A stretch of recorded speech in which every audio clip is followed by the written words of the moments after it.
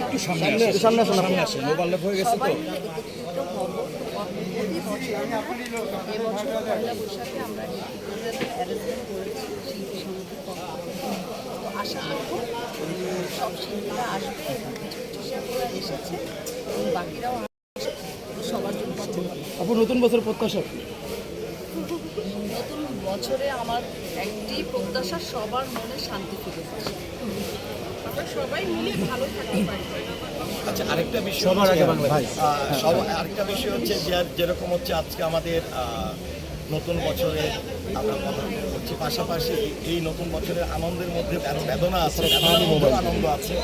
আমার পাশে দুইজন চিত্রনায়িকা পরিয়া, আরেকটা মানে আমার যে একটা ভালো কাজে যে মানুষকে বরাবরই সাপোর্ট করে নাসরিন আপু বলে, মানে এই যে বুলবুল ভাই আছে পাশে। আমি শ্রদ্ধার সঙ্গে আজকে এই পয়লা বৈশাখে স্মরণ করছি বাংলা চলচ্চিত্রের মহানায়ক মান্না ভাইকে। আজ হচ্ছে মান্না ভাইয়ের জন্মদিন। আমরা একটু সবাই মিলে বলতে চাই শুভ জন্মদিন মান্না ভাই। শুভ জন্মদিন মান্না ভাই। আর আমার আই মিস ইউ মান্না ভাই। শুভ আমার তো জন্মদিন স্পেশাল বিকজ অফ আমার প্রথম ছবি হিরো হচ্ছে মান্না ভাই। সো আমি তাকে মনে প্রাণে মিস করি, দোয়া করি, আমি জানাতে সত্যি কথা বলতে কি, যদি মান্না ভাই থাকতেন তাহলে আসলে আমাদের কাজের অনেক ভালো থাকতো।